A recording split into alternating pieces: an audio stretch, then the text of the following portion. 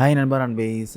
நிலம் வீடு வச்சுருக்கவங்களுக்கும் புதுசாக சொத்து வாங்க போகிறவங்களுக்கும் ஒரு சூப்பரான குட் நியூஸ் வந்திருக்கு.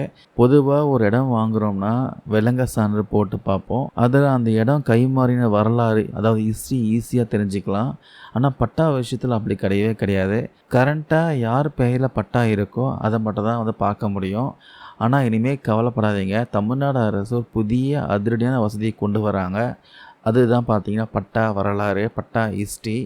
ஆமாங்க, எப்படி விலங்கு சான்றிதழில் 30 வருஷம் வரலாற்றை பார்க்க முடியுதோ அதே மாதிரி இனிமே சொத்தோட பட்டா வரலாற்றையும் நம்ம ஆன்லைனில் செக் பண்ணிக்கலாம்.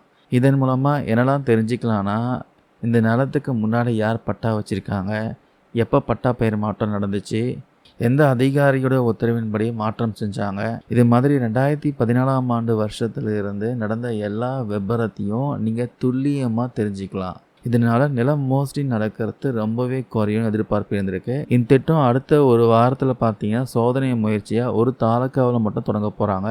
அதில் சக்ஸஸ் ஆச்சுன்னா சீக்கிரமாகவே தமிழ்நாடு முழுக்க இந்த வசதியை வந்துடும் சொல்லியிருக்காங்க. வெள்ளங்க சான்ற மாதிரியே இதுக்கும் பார்த்தீங்கன்னா நீங்கள் குறிப்பிட்ட கட்டணம் பே பண்ணி ஆன்லைனில் எடுத்துக்கலாம். அது மட்டும் இல்லாமல் ஃப்ரீயாகவும் நீங்கள் எடுத்துக்க முடியும், ஃப்ரீயாகவும் செக் பண்ண முடியும். நான் ஒன்று அந்த QR